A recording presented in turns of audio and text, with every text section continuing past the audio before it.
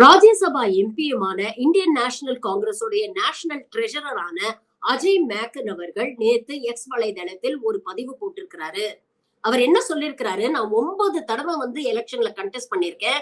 லோக்சபா எலெக்ஷனும் விதான் சபாவும் இதுல 6 முறை நான் ஜெயிச்சு வந்திருக்கேன். ஆனா இது வரைக்கும் இப்படிப்பட்ட ஒரு அட்ராசிட்டியை நான் பார்த்ததே கிடையாது.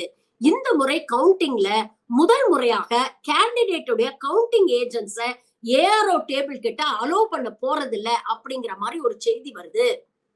அப்ப கேண்டிடேட்டோட கவுண்டிங் ஏஜென்ட் அங்க இருந்து எவ்வளவு வாக்குகள் பதிவாயிருக்கு அப்படிங்கறத வெரிஃபை பண்ண முடியலன்னா இது என்ன மாதிரியான எலெக்ஷன், எந்த அளவுக்கு டிரான்ஸ்பரண்டா நடக்குது?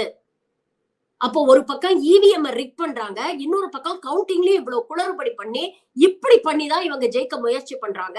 இது ஜனநாயகத்துக்கு விரோதமானது அப்படிங்கிற ஒரு விஷயத்த பதிவு பண்ணியிருக்கிறாரு. ஆக பாஜக எல்லா ஸ்டேஜ்லயும் தில்லுமுள்ளு பண்றாங்க.